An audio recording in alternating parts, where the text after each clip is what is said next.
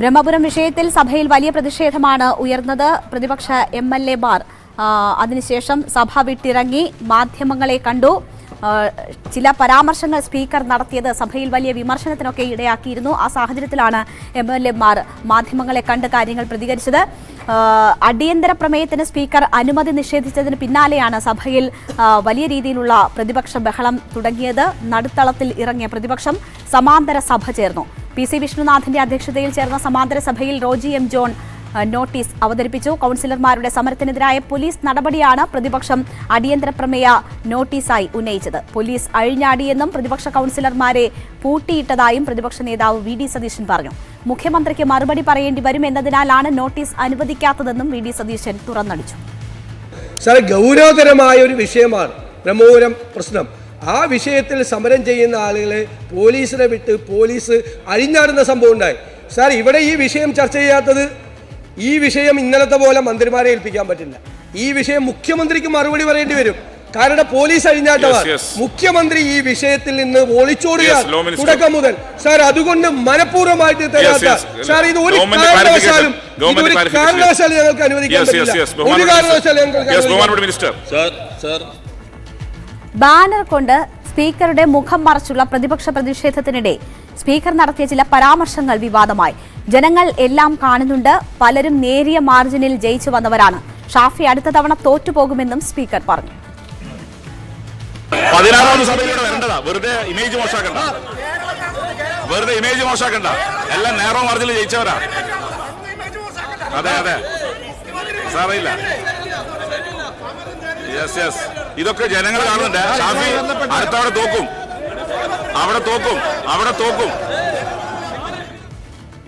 സമാന്തര സഭയ്ക്ക് ശേഷം നടുത്തളത്തിലിറങ്ങിയ പ്രതിപക്ഷം പിന്നീട് സഭ ബഹിഷ്കരിച്ചു. VV അരുൺ ഉണ്ട് വാർത്തയുടെ വിശദാംശങ്ങളുമായി. അരുൺ, വലിയ സമാനതകളില്ലാത്ത പ്രതിഷേധത്തിനാണ് നിയമസഭ ഇന്ന് സാക്ഷ്യം വഹിച്ചത്. നടുത്തളത്തിലിറങ്ങി സമാന്തര സഭ ചേർന്ന് അവിടെ അടിയന്തര പ്രമേയം അവതരിപ്പിച്ചു. ഇപ്പോൾ പ്രതിപക്ഷ MLA-മാർ പുറത്തും പ്രതിഷേധിക്കുന്നതാണ് നമ്മൾ കാണുന്നത്. എന്തൊക്കെയാണ് ഇന്ന് സഭയിൽ സംഭവിച്ചത്? ബ്രഹ്മപുരം വിഷയത്തിൽ തുടർച്ചയായ 2ാം ദിവസവും സഭ പ്രക്ഷുബ്ധമായി. ഇന്നലെ പ്രതിപക്ഷം അടിയന്തര പ്രമേയ നോട്ടീസ് അവതരിപ്പിച്ചുകൊണ്ടുള്ള വാക്കൌട്ട് പ്രസംഗം അത് പിന്നീട് ബഹിഷ്കരണമായി മാറുകയായിരുന്നു. എന്നാൽ ഇന്ന് അടിയന്തര പ്രമേയ നോട്ടീസ് പരിഗണിക്കാൻ പോലും സ്പീക്കർ തയ്യാറായില്ല. അടിയന്തര പ്രാധാന്യമുള്ള വിഷയമല്ല പ്രതിപക്ഷത്തിന് നോട്ടീസിലുള്ളതെന്നായിരുന്നു സ്പീക്കറുടെ നിലപാട്. സാധാരണഗതിയിൽ ഇത്തരം വിഷയം വരുമ്പോൾ ചർച്ചയ്ക്കെടുക്കാറുണ്ട്, അല്ലെങ്കിൽ നോട്ടീസ് അവതരിപ്പിക്കാൻ അനുവദിക്കാറുണ്ട്. അതും ഉണ്ടായില്ല. പകരം സ്പീക്കർ പറഞ്ഞത് ഇന്നലെ ബ്രഹ്മപുരം വിഷയം വിശദമായ സഭയിൽ ചർച്ചയ്ക്ക് വന്നതാണ്. ഇന്നലെ ഉണ്ടായെന്ന് പറയപ്പെടുന്ന വിഷയങ്ങൾ 900-ലേറെ തദ്ദേശ സ്ഥാപനങ്ങൾ സംസ്ഥാനത്തുണ്ട്. അവിടെ എല്ലാം നടക്കുന്ന കാര്യങ്ങൾ സഭയിൽ ചർച്ച ചെയ്യാനാകില്ലെന്നാണ് സ്പീക്കർ സ്വീകരിച്ചത്. തുടർന്ന് പ്രതിപക്ഷം നടുത്തളത്തിലിറങ്ങി പ്രതിഷേധിച്ചു. സ്പീക്കറുടെ ഡയസിന് മുന്നിൽ പ്രതിഷേധം നീണ്ടു. സ്പീക്കറുടെ മുഖം മറച്ച് 1.5 മണിക്കൂറിലേറെ പ്രതിപക്ഷങ്ങൾ ബാനർ ഉയർത്തി. പലതവണ സ്പീക്കർ ഇത് ചട്ടവിരുദ്ധമാണ്, ഇത് അംഗീകരിക്കാനാകില്ല നിലപാടെടുത്തു. സ്പീക്കർ ബാനർ മാറ്റണമെന്ന് ആവശ്യപ്പെട്ടു. MLA-മാരുടെ പേരെടുത്തു പറഞ്ഞ് വിമർശിച്ചു. ശക്തമായ നടപടി നേരിടേണ്ടിവെന്ന മുന്നറിയിപ്പ് നൽകി.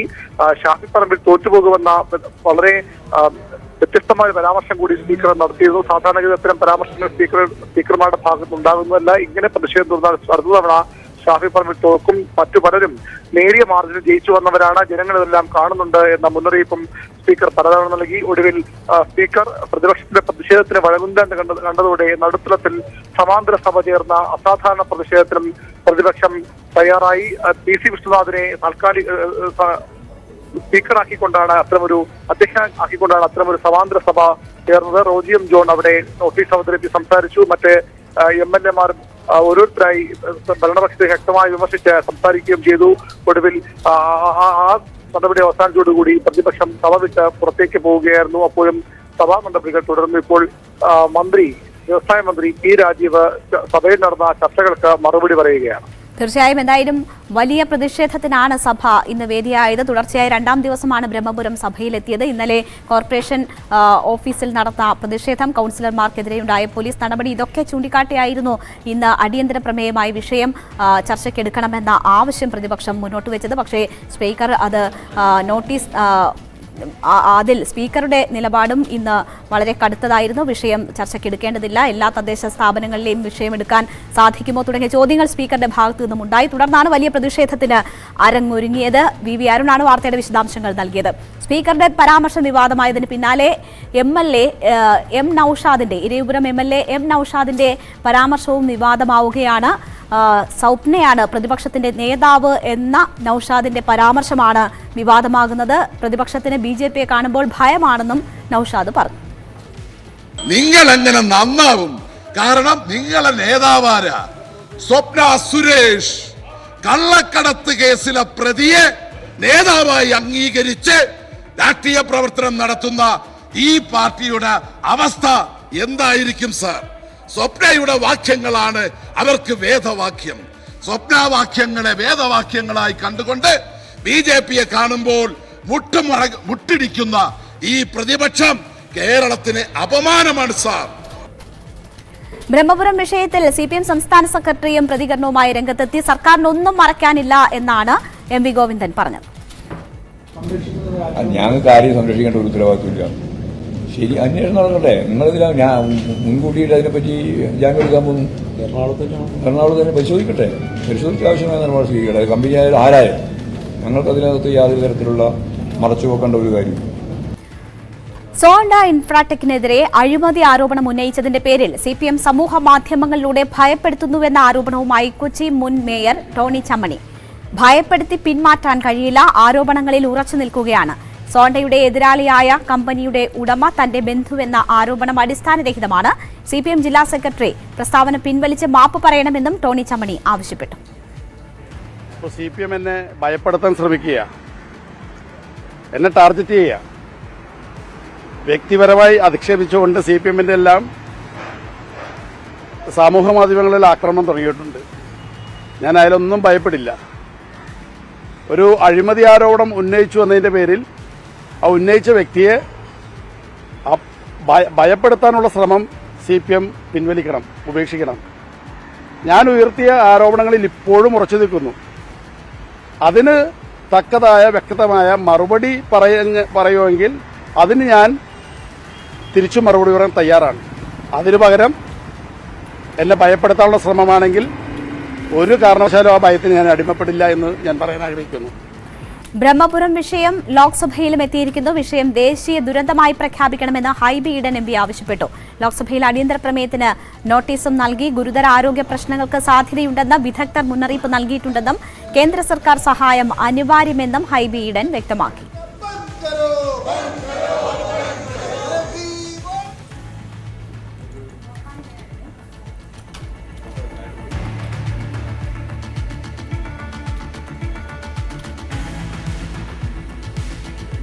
ലൈഫ് മിഷൻ കേസിൽ MA യൂസഫ് അലിയുടെ മൊഴി രേഖപ്പെടുത്താൻ ഹാജരാകണമെന്നാവശ്യപ്പെട്ട് ED MA യൂസഫ് അലിക്ക് നോട്ടീസ് അയച്ചു. സ്വപ്നയുടെ ഏറ്റവും പുതിയ വെളിപ്പെടുത്തലുകളുടെ പശ്ചാത്തലത്തിലാണ് നീക്കം. മാർച്ച് 16 മുൻപ് ഹാജരാകണം എന്നാണ് നോട്ടീസിൽ ആവശ്യപ്പെട്ടിരിക്കുന്നത്. സുവി വിശ്വനാഥ് ഉണ്ട് വാർത്തയുടെ വിശദാംശങ്ങളുമായി.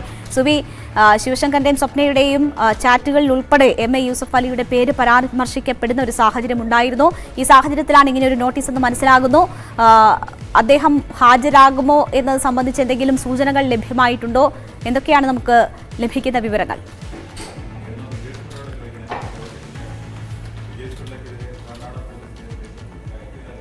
ലൈഫ് മിഷൻ കേസിൽ MA യൂസഫ് അലിയുടെ മൊഴി രേഖപ്പെടുത്താൻ ഹാജരാകണമെന്നാവശ്യപ്പെട്ട് ED നോട്ടീസ് നൽകിയിരിക്കുന്നു. മറ്റന്നാൾ ഹാജരാകണമെന്നാവശ്യപ്പെട്ടാണ് നോട്ടീസ്. സുവി വിശ്വനാഥ് ഉണ്ട് വിവരങ്ങളുമായി. സുവി, 16-നകം ഹാജരാകണമെന്നാവശ്യപ്പെട്ടിരിക്കുന്നു.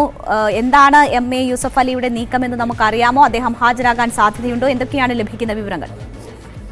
അപർണ, പ്രവാസി വ്യവസായി MA യൂസഫ് അലിക്കാണ് എൻഫോഴ്സ്മെന്റ് ഡയറക്ടറേറ്റ് നോട്ടീസ് നൽകിയിരിക്കുന്നത്. മറ്റന്നാൾ ഹാജരാകണം എന്നാണ് ആവശ്യപ്പെട്ടിരിക്കുന്നത്. EDയുടെ കൊച്ചി ആസ്ഥാനത്ത് ഹാജരാകണം എന്നാണ് നിർദ്ദേശം നൽകിയിരിക്കുന്നത്. നേരത്തെ 2 തവണ MA യൂസഫ് അലിക്ക് നോട്ടീസ് നൽകിയിരുന്നു. ലൈഫ് മിഷൻ കേസുമായി ബന്ധപ്പെട്ട് ആണ് അദ്ദേഹത്തിന്റെ മൊഴി എടുക്കേണ്ടത് എന്നാണ് മനസ്സിലാക്കാൻ കഴിയുന്നത്. മാർച്ച് 1-ാം തീയതിയാണ് അദ്ദേഹത്തോട് ആദ്യം എത്താൻ ആവശ്യപ്പെട്ടത്. എന്നാൽ അത് കഴിഞ്ഞ് മറ്റൊരു ദിവസം കൂടെ നൽകിയെങ്കിലും ഈ 2 ദിവസങ്ങളിലും ഹാജരാകാൻ കഴിയില്ല, മറ്റൊരു ദിവസം നൽകണം എന്നാവശ്യപ്പെട്ടിരിക്കുകയായിരുന്നു. ഈ സാഹചര്യത്തിലാണ് ഒരു ദിവസം കൂടെ ED MA യൂസഫ് അലിക്ക് നൽകിയിരിക്കുന്നത്. ഏതായാലും സാങ്കേതിക നടപടിക്രമങ്ങൾ പൂർത്തിയാക്കുന്നതിന്റെ ഭാഗമായിട്ടാണ് MA യൂസഫ് അലിയുടെ മൊഴി എടുക്കുന്നത് എന്നാണ് മനസ്സിലാക്കാൻ കഴിയുന്നത്. പ്രത്യേകിച്ചും ഈ സ്വർണ്ണക്കടത്ത് കേസുമായി ബന്ധപ്പെട്ടും ലൈഫ് മിഷൻ കേസുമായി ബന്ധപ്പെട്ടും സ്വപ്ന സുരേഷും M ശിവശങ്കർ, മുഖ്യമന്ത്രിയുടെ മുൻ പ്രിൻസിപ്പൽ സെക്രട്ടറി M ശിവശങ്കരനും തമ്മിലുള്ള ചാറ്റ് സംഭാഷണങ്ങളിൽ ഇതുമായി ബന്ധപ്പെട്ട ചർച്ചകളും മറ്റും നടത്തിയിരുന്നു എന്നാണ് പറയുന്നത്. ഇതിന്റെ അടിസ്ഥാനത്തിലാണ് അദ്ദേഹത്തിന്റെ കൂടെ മൊഴിയെടുക്കുന്നത്. പ്രത്യേകിച്ചും സ്വപ്നയ്ക്ക് നോർക്കയിൽ ജോലി ലഭിക്കുന്നതുമായി ബന്ധപ്പെട്ട ചർച്ചകളിലാണ് MA യൂസഫ് അലിയുടെ പരാമർശം ഉണ്ടായത്. ഒപ്പം മറ്റ് വിജേഷ് പിള്ള ഭീഷണിപ്പെടുത്തിയ സാഹചര്യത്തിലും MA യൂസഫ് അലിയെ കൊണ്ട് എയർപോർട്ടുകളിൽ വെച്ച് അറസ്റ്റ് ചെയ്യിക്കാനുള്ള നടപടികളിലേക്ക് കടക്കും എന്നതുൾപ്പെടെയുള്ള കാര്യങ്ങൾ ഭീഷണിപ്പെടുത്തിയിരുന്നു. എന്നാൽ ഇതിൽ എന്തെങ്കിലും കാര്യങ്ങൾ MA യൂസഫ് അലിക്ക് അറിയുമോ, അദ്ദേഹം ഇതിൽ ഉൾപ്പെട്ടിട്ടുണ്ടോ ഉൾപ്പെട്ടിട്ടുണ്ട് എന്ന് ED കരുതുന്നില്ല. ഏതായാലും ആ കാര്യങ്ങളിൽ ഒരു വ്യക്തത തേടുകയാണ് ED ലക്ഷ്യമിടുന്നത്. സുവി, മറ്റൊരു വിഷയം, സ്വപ്നയുടെ പരാതിയിൽ വിജേഷ് പിള്ളയ്ക്കെതിരെ FIR ഇട്ടിരിക്കുന്നു ബംഗളൂരു പോലീസ് എന്ന് മനസ്സിലാക്കുന്നു. അത് സംബന്ധിച്ച് നമുക്ക് ലഭ്യമായിട്ടുള്ള വിവരങ്ങൾ എന്തൊക്കെയാണ്? FIRന്റെ വിശദാംശങ്ങൾ എന്തെങ്കിലും ലഭിച്ചിട്ടുണ്ടോ? രേണുക, ഈ കഴിഞ്ഞ ദിവസമാണ് സ്വർണ്ണക്കടത്ത് കേസ് ഒത്തുതീർപ്പാക്കാൻ തന്നെ ഒരു ഇടനിലക്കാരൻ ബന്ധപ്പെട്ടിരുന്നു എന്ന വെളിപ്പെടുത്തലോടുകൂടി സ്വപ്ന സുരേഷ് ഫേസ്ബുക്ക് സാമൂഹിക മാധ്യമത്തിലൂടെ ലൈവിൽ വന്നത്. ആ ലൈവിന് തുടർച്ചയായി സ്വപ്ന സുരേഷ് പറഞ്ഞ ഒരു പേരായിരുന്നു വിജേഷ് പിള്ള എന്ന് പറയുന്ന ആൾ. അദ്ദേഹം MV ഗോവിന്ദനെ അയച്ചിട്ടാണ് അദ്ദേഹം എത്തിയത്. ഒത്തുതീർപ്പാക്കിയില്ലെങ്കിൽ തട്ടിക്കളയും എന്നതുൾപ്പെടെയുള്ള ഭീഷണികൾ മുഴക്കി എന്നായിരുന്നു വിജേഷ് പിള്ള പറഞ്ഞിരുന്നത് എന്നായിരുന്നു സ്വപ്ന പറഞ്ഞത്. എന്നാൽ ഇതെല്ലാം തന്നെ വിജേഷ് പിള്ള നിരസിച്ചിരുന്നു. തുടർന്ന് സ്വപ്ന കർണാടക പോലീസിനും അതുപോലെ തന്നെ എൻഫോഴ്സ്മെന്റ് ഡയറക്ടറേറ്റും ഉൾപ്പെടെ പരാതി നൽകിയിരുന്നു. ഈ പരാതിയെ തുടർന്നാണ് ഇപ്പോൾ വിജേഷ് പിള്ളയ്ക്കെതിരെ FIR ഇട്ടിരിക്കുന്നത്, കേസെടുത്തിരിക്കുന്നത്. കർണാടക പോലീസാണ് കേസെടുത്തിരിക്കുന്നത്. ഏതായാലും ഇതുമായി ബന്ധപ്പെട്ട തുടർ നീക്കങ്ങൾ ഉണ്ടാകും എന്നാണ് മനസ്സിലാക്കാൻ കഴിയുന്നത്. ഇനി വിജേഷ് പിള്ളയുടെ അറസ്റ്റ് ഉൾപ്പെടെയുള്ള കാര്യങ്ങളിലേക്ക് കർണാടക പോലീസ് കടക്കുമോ എന്നും ഒരു സംശയമുണ്ട്. ഏതായാലും അദ്ദേഹത്തിന്റെ മൊഴി രേഖപ്പെടുത്തും. സ്വപ്ന സുരേഷിന്റെ മൊഴിയുടെ അടിസ്ഥാനത്തിലാണ് ഇപ്പോൾ വിജേഷ് പിള്ളയുടെ FIR ഇട്ടിരിക്കുന്നത്. ശരി, എന്തായാലും FIR രജിസ്റ്റർ ചെയ്തിരിക്കുകയാണ് വിജേഷ് പിള്ളയ്ക്കെതിരെ സ്വപ്ന സുരേഷിന്റെ പരാതിയിൽ കർണാടക പോലീസ്. സുവി വിശ്വനാഥാണ് വാർത്തയുടെ വിശദാംശങ്ങൾ നൽകിയത്. സ്വപ്ന സുരേഷിനെതിരെ MV ഗോവിന്ദൻ നിയമ നടപടിക്ക് തയ്യാറാകുമോ? തയ്യാറാകുമെന്ന് ആവർത്തിക്കുകയാണ് MV ഗോവിന്ദൻ. പക്ഷേ അതിന്റെ ഓരോ ഘട്ടവും വിശദീകരിക്കാനാകില്ല എന്നും MV ഗോവിന്ദൻ മാധ്യമങ്ങളോട് പറഞ്ഞു. അത് പറയാൻ പറ്റില്ല. സ്റ്റേജിലെത്തിയെന്ന് പറയണ്ടില്ല. മൊത്തം പറയുന്നതല്ലാണ്ട് ഇന്ന വക്കീല് ഇന്ന അക്ഷരം ഇങ്ങനെ എഴുതി തുടങ്ങിയിട്ടുണ്ട്, പിന്നെ അതാണ് പറയാൻ പോകുന്നത്, അതാ പറയേണ്ടത് നിങ്ങൾ ഉദ്ദേശിക്കുന്നത്. ഏതുവരെ എന്ന് പറഞ്ഞതിന്റെ അർത്ഥം എന്താണെന്ന്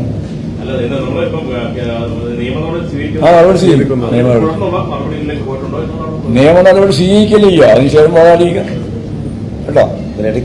നിങ്ങൾക്ക് നടപടി സ്വീകരിക്കുന്നില്ല എന്ന് പറയാൻ വേണ്ടിയാണല്ലോ ചോദ്യം ചോദിക്കുന്നത്. നിയമ നടപടി സ്വീകരിക്കും പറഞ്ഞു, അത്രയും കാര്യം.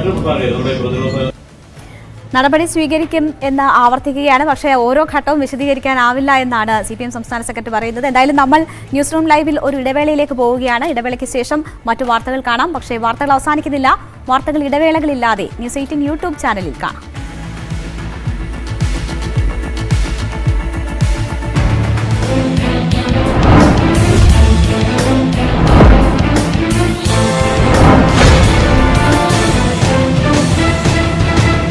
വാർത്തകൾ തുടരുന്നു. CPM നേതൃത്വവുമായി ചർച്ച നടത്തി ഓർത്തഡോക്സ് സഭാ പ്രതിനിധികൾ. സഭാ തർക്കത്തിൽ നിയമനിർമ്മാണത്തിനുള്ള നീക്കം നടക്കുമ്പോഴാണ് അതിൽ പ്രതിഷേധമുയർത്തുന്ന ഓർത്തഡോക്സ് സഭാ നേതൃത്വം ഇപ്പോൾ ചർച്ചകൾക്ക് നീക്കം നടത്തുന്നത്. സഭാ സെക്രട്ടറി ബിജു ഉമ്മൻ, അടൂർ ഭദ്രാസനാധിപൻ സഖറിയാസ് മാർ അപ്രേം എന്നിവരാണ് CPM സംസ്ഥാന സെക്രട്ടറി MV ഗോവിന്ദനുമായി ചർച്ച നടത്തിയത്. മുഖ്യമന്ത്രി സഭാ പ്രതിനിധികളുമായി കൂടിക്കാഴ്ച നടത്തുമെന്ന് MV ഗോവിന്ദൻ കൂടിക്കാഴ്ചയ്ക്കെത്തിയവർക്ക് ഉറപ്പു നൽകി.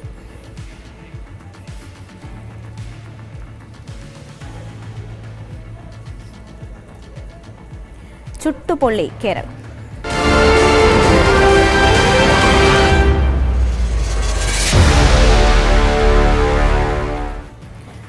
തിരുവനന്തപുരത്തെ മലയോര മേഖലകളിൽ കുടിവെള്ളക്ഷാമം അതിരൂക്ഷമാണ്. വേനൽ കടുക്കുംതോറും ഒരു തുള്ളി വെള്ളത്തിനായി മണിക്കൂറുകൾ കാത്തിരിക്കേണ്ട ഗതികേടിലാണ് അമ്പൂരി നെല്ലിക്കാമലയിൽ ഉള്ളവർ.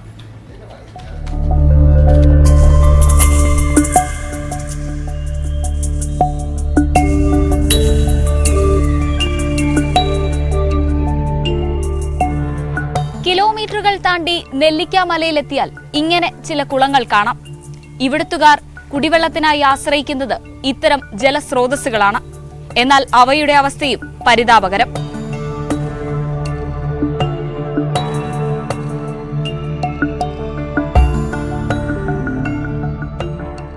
ഇവിടെ ഒന്നും കുടിവെള്ളമില്ല.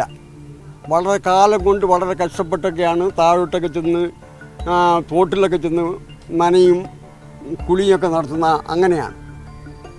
ഇപ്പോഴും ആ കാലങ്ങളിൽ ഞാൻ അടുത്ത് വന്ന് കുടിവെള്ളം പോലും കിട്ടാത്ത സ്ഥിതിയായി. പല പ്രാവശ്യവും ഗവൺമെൻറ്റിനൊക്കെ പരാതി കൊടുത്തു. RCSC പള്ളിയുടെ മുകളിൽ വരെ പൈപ്പ് ലൈൻ കൊടുത്തു വിട്ടേക്കുന്നു. അതുവരെ വെള്ളം ഇല്ല. ഭയങ്കര ഉപയോഗിക്കാൻ ഒക്കാത്ത രീതിയിലുള്ള വെള്ളമാണ്. അരിച്ചൊഴിച്ചൊക്കെയാണ് കുടിക്കുന്നത്. ഈ വെള്ളത്തിനെ അരിച്ചൊഴിച്ചാണ് കുടിക്കുന്നത്. തുണി വെച്ച് കെട്ടി പൈപ്പിനകത്ത് വിട്ട് അങ്ങനെയാണ് കുടിവെള്ളം കുടിക്കുന്നത്, കഞ്ഞി കുടിക്കുന്നത്. അപ്പോൾ ഇവിടെ എത്ര ഈ 5 കൊല്ലമായിട്ട് ഈ കുടിവെള്ളം എങ്ങനെയാണ്? കുടിവെള്ളം കിട്ടാൻ ഇവിടെ ഒരു ഓവുണ്ട്. അതിൽ നിന്ന് വന്നാലുണ്ട്, ഇല്ലെങ്കിൽ വേറെ കുടപ്പനകൂടോ അമ്പൂരിയോ എവിടെയെങ്കിലും സമീപിച്ച് അവിടെ പൈപ്പ് വെള്ളം എടുത്തുകൊണ്ട് വരണം. എന്നാലേ ഉള്ളൂ. ഇത്രയും ദൂരം പോയി എടുത്തുകൊണ്ട് വരണം. അത് വല്ല ബൈക്കിലോ എങ്ങനെയെങ്കിലും എടുത്തുകൊണ്ട് വരണം. വണ്ടിയിൽ നേരത്തെയൊക്കെ വണ്ടിയിൽ വെള്ളം കൊണ്ടുവന്ന് ടാങ്കിൽ വെള്ളം കൊണ്ട് എത്തിക്കുമായിരുന്നു. ഇപ്പം അങ്ങനെയൊന്നും കൊണ്ടുവന്ന് വരുന്നില്ല.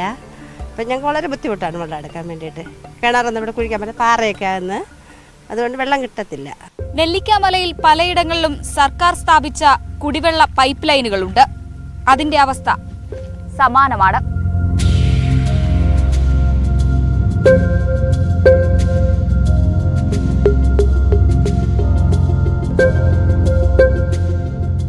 അപ്പോൾ ഇതിന് കുറച്ച് മുകളിലൊരു 300 മീറ്റർ മുകളിലൊരു ചെറിയ ഉറവയുണ്ട്. അതിങ്ങനെ എല്ലാവരും പോസിട്ട് വെള്ളം താഴോട്ടൊക്കെ എടുത്തിട്ടുണ്ട്. അപ്പോൾ അത് ഇപ്പോൾ തുറന്നു നോക്കിക്കഴിഞ്ഞാൽ ശകലച്ച വെള്ളം വരുന്നതേ ഉള്ളൂ. അത്യാവശ്യത്തിന് കിട്ടുന്നതേ ഉള്ളൂ. അപ്പോൾ വെള്ളത്തിൻ്റെ വലിയ ക്ഷാമമുണ്ട് ഏത് സമയത്തായാലും. കിണർ കുഴിച്ചാൽ കിണറിനകത്ത് അധികം വെള്ളം കിട്ടുന്നില്ല. പിന്നെ മഴക്കാലങ്ങളിലെ വെള്ളം മാത്രമേ ഉള്ളൂ. അപ്പോൾ അങ്ങനത്തെ ബുദ്ധിമുട്ടുണ്ട്. അപ്പോൾ വെള്ളത്തിൻ്റെ എന്തെങ്കിലും ക്രമീകരണം ഞങ്ങൾക്ക് ഉണ്ടായാലേ ഇവിടെ ജീവിക്കാനും പറ്റുന്നുള്ളൂ. വീട് വിറ്റ് പോകുന്നുണ്ട്. വെള്ളത്തിൻ്റെ ബുദ്ധിമുട്ടുണ്ട്. പിന്നെ റോഡാണ് ഇങ്ങനെ ഇടിഞ്ഞു പൊടിഞ്ഞ് കിടക്കുകയല്ലേ. അപ്പോൾ വണ്ടി കയറാൻ അത്യാവശ്യം ഒരു ആശുപത്രി കേസ് വന്നാൽ ഒന്ന് കൊണ്ടുപോകാനോ വണ്ടി കയറാനോ പറ്റുന്നില്ല. പിന്നെ കട്ടിൽ കൊണ്ട് ചുമന്ന് കൊണ്ടുപോകണം. അങ്ങനത്തെ ബുദ്ധിമുട്ടുണ്ട്. അതുകൊണ്ടാണ് ആൾക്കാരൊക്കെ താഴോട്ട് പോകുന്നത്. അപ്പോൾ പഞ്ചായത്തുകാരും സർക്കാരും ഒക്കെ റോഡ് അങ്ങ് വളരെ അങ്ങ് ഉപേക്ഷിച്ചിട്ടിരിക്കുന്നു എന്നുള്ളതാണ്. അല്ല, അവർ ചെയ്യാമെന്ന് പറയും, ചെയ്യുന്നില്ലല്ലോ. റോഡാണ് അത്യാവശ്യം. ഒരാൾ മരിച്ചാൽ പോലും കൊണ്ടുവരാനും പറ്റില്ല. ഒരാൾ വീഴുന്ന് കിടന്നാൽ കൊണ്ടുപോകാൻ പറ്റില്ല. നമ്മൾ പരാതി പറയാനല്ലാതെ എന്ത് ചെയ്യാൻ പറ്റും? പറഞ്ഞാലിട്ടോ എത്രയെങ്കിലും വർഷമായതാ ഈ റോഡ്. ഞാൻ ജനിക്കുമ്പോഴുള്ള റോഡാണ്. ഇപ്പോഴും ഇങ്ങനെ കിടക്കണം. വഴി തീർത്തുമില്ല. റോഡ് ഒരിക്കലും പഞ്ചായത്തുകാരെ നോക്കുകയില്ല. ഇലക്ഷന് വോട്ട് വാങ്ങിച്ചുകൊണ്ട് പോകുന്ന ഒരു ചുമതല അല്ലാതെ അന്നത്തേനും മാത്രം അവർക്ക് ഇവിടെ ഈ റോഡിനും സങ്കടവും പ്രയാസമൊക്കെ ഉണ്ട്. അത് കഴിഞ്ഞ് അവർ ഒഴിവായി പോകും. ഒന്നും കൊടുത്തിട്ട് കാര്യമല്ലേ കൊടുക്കുന്നത്? ആ കാര്യമുള്ള പഞ്ചായത്തിലല്ലേ കൊടുക്കുക. ഞങ്ങളുടെ പഞ്ചായത്ത് എന്ന് പറയുമ്പോൾ ഒരു 10-15 കൊല്ലം കൊണ്ട് ഇപ്പം പ്രസിഡന്റുമാർക്ക് ഒരു ജോലിയില്ല, ചുമ്മാ ഇരുന്നാൽ മതി. ഈ കാണുന്ന നീരുറവയാണ് ഒരു നാടിന്റെ ആകെ ദാഹമകറ്റുന്നത്. ഈ നീരുറവയിൽ നിന്ന് പൈപ്പുകളിലൂടെ കിലോമീറ്ററുകൾ താണ്ടി വീടുകളിലേക്ക് വെള്ളമെത്തുന്നു. പക്ഷേ വേനൽ ഇനിയും കടുത്താൽ ഇതിനി എത്ര നാൾ എന്ന ചോദ്യം ബാക്കിയാണ്. ഹരികൃഷ്ണനൊപ്പം ഐശ്വര്യാനിൽ, ന്യൂസ് 18 തിരുവനന്തപുരം. ബ്രഹ്മപുരം വിഷയത്തിൽ കൊച്ചി കോർപ്പറേഷന് മുന്നിൽ യൂത്ത് കോൺഗ്രസ് പ്രതിഷേധം. ഇന്നലെ കൗൺസിലർമാരെ പോലീസ് തല്ലിച്ചതച്ചുൾപ്പെടെയുള്ള വിഷയത്തിലാണ് യൂത്ത് കോൺഗ്രസിന്റെ പ്രതിഷേധം നടക്കുന്നത്.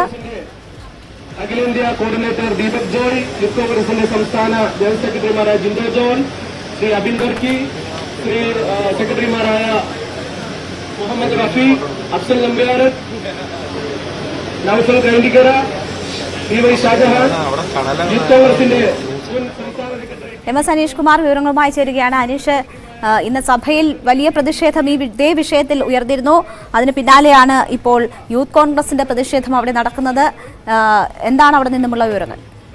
രേണുക, ബ്രഹ്മപുരത്തെ പുക അണഞ്ഞെങ്കിലും ഇത് വലിയൊരു വിഷയമായി തന്നെ ഇപ്പോൾ നഗരസഭാ പരിധിയിൽ ആളിക്കത്തുകയാണ്. യൂത്ത് കോൺഗ്രസ് പ്രവർത്തകർ നിരവധി പേരാണ് മാർച്ചായി ഇപ്പോൾ കോർപ്പറേഷനിലേക്ക് എത്തിയിരിക്കുന്നത്. മേയർ രാജിവെക്കണമെന്ന ആവശ്യം ഉന്നയിച്ചാണ് അവരുടെ പ്രതിഷേധം. ഇന്നലെ യൂത്ത് കോൺഗ്രസ് പ്രവർത്തകർ കോർപ്പറേഷനിലേക്ക് നടത്തിയ മാർച്ചിന് നേരെ വലിയ പോലീസിന്റെ തിരിച്ചടി ഉണ്ടായി. ഇതിൽ പ്രതിഷേധിച്ചും കൂടിയാണ് ഇന്ന് മാർച്ച് സംഘടിപ്പിച്ചിരിക്കുന്നത്. എന്തായാലും യൂത്ത് കോൺഗ്രസ് പ്രവർത്തകർ DCG ഓഫീസിൽ നിന്നും പ്രകടനമായി എത്തി കോർപ്പറേഷനിലേക്ക് തള്ളിക്കയറാൻ ശ്രമിച്ചെങ്കിലും ബാരിക്കേഡുകൾ ഭേദിച്ച് ബാരിക്കേഡുകൾ സ്ഥാപിച്ച് പോലീസ് ഇതിനെ തടഞ്ഞു. തുടർന്ന് ബാരിക്കേഡുകൾ ഭേദിക്കാൻ ശ്രമിച്ചെങ്കിലും പിന്നീട് പ്രവർത്തകർ പിന്തിരിയുകയായിരുന്നു. അല്പസമയത്തിനകം കോൺഗ്രസിന്റെ മുതിർന്ന നേതാവ് രമേശ് ചെന്നിത്തല സ്ഥലത്തെത്തി മാർച്ച് ഉദ്ഘാടനം ചെയ്യും. ആ ചടങ്ങിന് ശേഷം കൂടുതൽ പ്രതിഷേധം വീണ്ടും ഉണ്ടാകുമെന്ന സൂചനയാണ് നമുക്കുള്ളത്. എന്തായാലും വലിയ പോലീസ് സന്നാഹത തന്നെയാണ് ഇന്ന് ഈ മാർച്ച് നേരിടാനായി ഇവിടെ വിന്യസിച്ചിരിക്കുന്നത്. ഒപ്പം മറ്റ് നിരവധി സംഘടനകളാണ് കോർപ്പറേഷൻ പരിധിയിലേക്ക് അല്ലെങ്കിൽ കോർപ്പറേഷന് മുന്നിലേക്ക് സമരമായി രംഗത്തെത്തിയിരിക്കുന്നത്. യൂത്ത് കോൺഗ്രസ് മാർച്ച്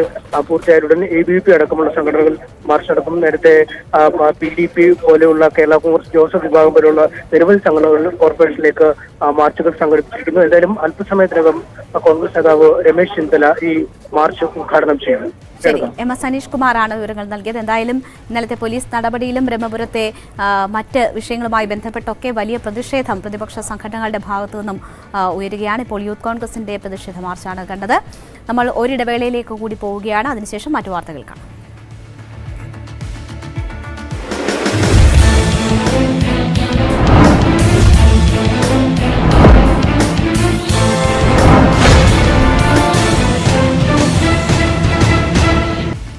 കേരള രാഷ്ട്രീയത്തിൽ തന്നെ ഉൾക്കൊള്ളിച്ചില്ലെന്ന വിമർശനവുമായി സുരേഷ് ഗോപി.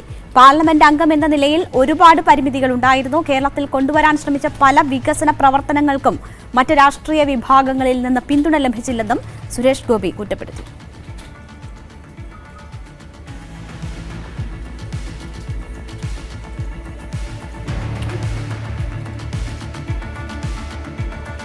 ഉണ്ടായിരുന്ന ഒരു കപ്പാസിറ്റി,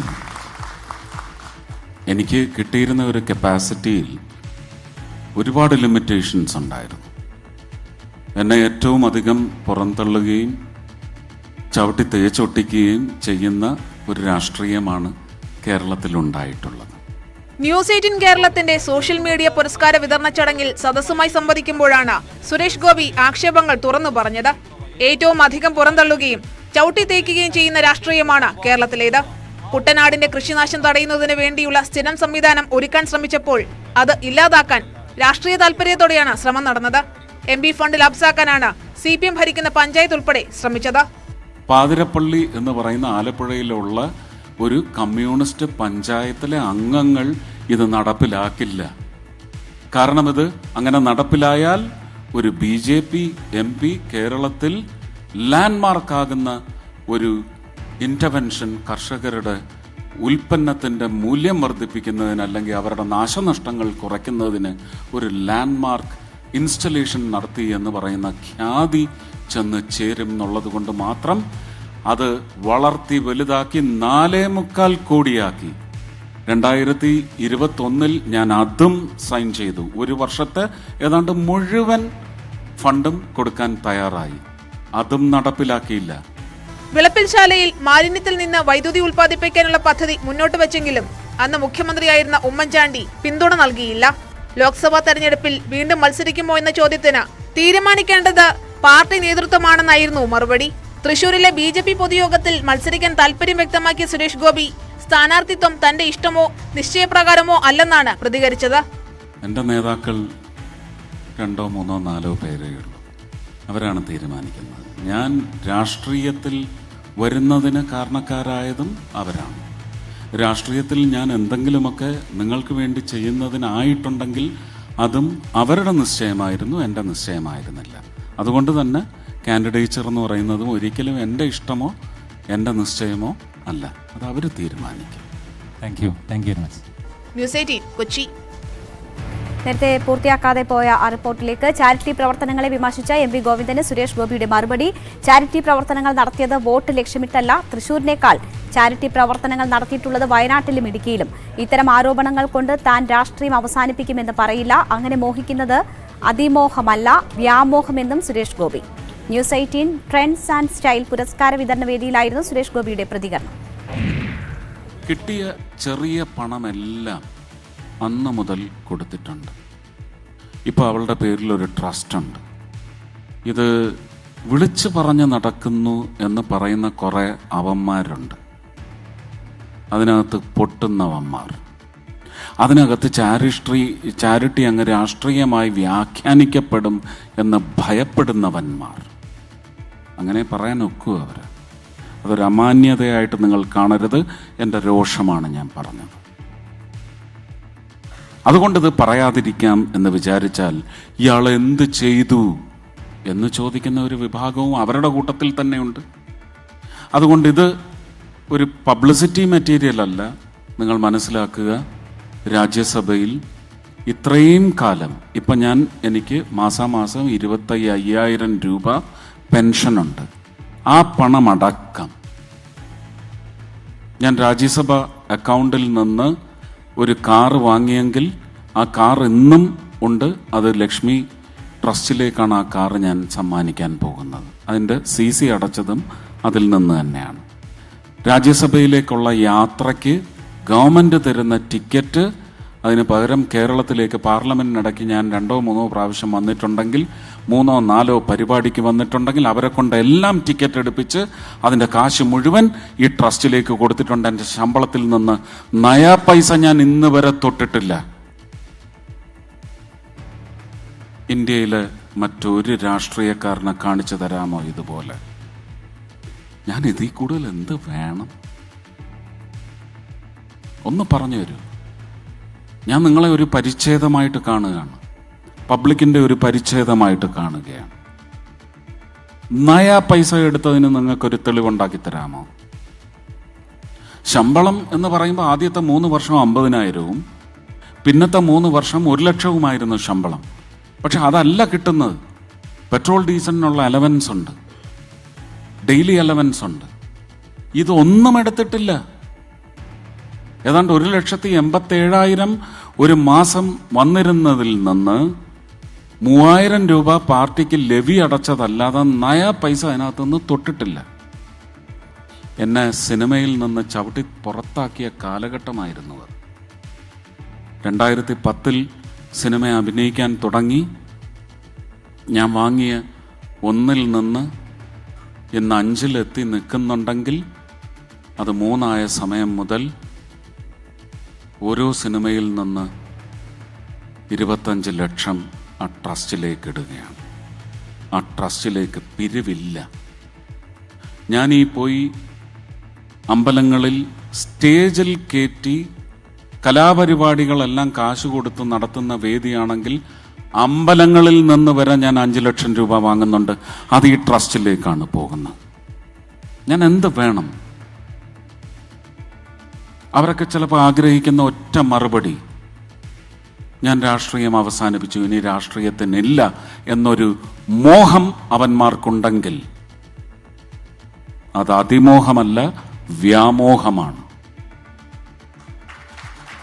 കാരണം ഞാൻ മനസ്സിലാക്കുന്നത് ചാരിറ്റിയും സേവനമാണ്. വോട്ടെന്ന് പറയുന്നത് മുതൽ കപ്പം വാങ്ങുന്ന രാഷ്ട്രീയത്തിന് സേവനം എന്ന് പറയുന്നത് ഹൃദയത്തിൽ ഉണ്ടാവില്ല. വോട്ട് പോലും കപ്പമായിട്ടാണ് വാങ്ങുന്നത്. വാങ്ങി സേവനത്തിനിറങ്ങി പിന്നെ കപ്പ കൂമ്പാരമാണ് വാങ്ങുന്നത്. അവരുടെ രാഷ്ട്രീയ പ്രവർത്തനത്തിൽ സേവനമുണ്ടാവില്ല. ഞാൻ വളരെ അഭിമാനത്തോടെ പറയും, അത് മാത്രമേ ഉദ്ദേശിച്ചിട്ടുള്ളൂ. ഇനി വെട്ടിപ്പൊളന്ന് കാണിക്കണമെന്ന് പറഞ്ഞാലും ഞാൻ കാണിക്കാം. അന്നേരം അത് ചെമ്പരത്തിയാണ് എന്ന് പറയരുത്. പിന്തുണയ്ക്കണ്ട, ദ്രോഹിക്കരുത്. ഇത്രയും പറഞ്ഞേ മതിയാവും. ഞാനിത് പറയണമെന്ന് വിചാരിച്ചതല്ല, ആഗ്രഹിച്ചതല്ല. News 18 Keralam trends and style അവാർഡുകൾ കൊച്ചിയിൽ നടന്ന ചടങ്ങിൽ സമ്മാനിച്ചു. സൂപ്പർ സ്റ്റാർ സുരേഷ് ഗോപിയാണ് പുരസ്കാരങ്ങൾ സമ്മാനിച്ചത്. മികച്ച സോഷ്യൽ മീഡിയ ഇൻഫ്ലുവൻസർമാരായി കാർത്തിക് സൂര്യയും പേളിമാണിയുമാണ് പുരസ്കാരത്തിന് അർഹമായത്. കാർത്തിക് സൂര്യ തൊട്ടതെല്ലാം പൊന്നാക്കിയ കാർത്തിക് സൂര്യ.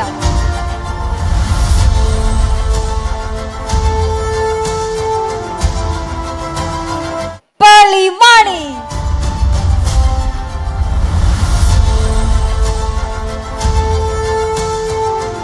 സോഷ്യൽ മീഡിയയിലും ഡിജിറ്റൽ മീഡിയയിലും പുലർത്തുന്ന മികവിന്റെ അടിസ്ഥാനത്തിലാണ് 3 വിഭാഗങ്ങളിലായി പുരസ്കാര ജേതാക്കളെ തെരഞ്ഞെടുത്തത്. കൊച്ചിയിലെ ലേ മെറിഡിയനിലായിരുന്നു പുരസ്കാരദാന ചടങ്ങ്.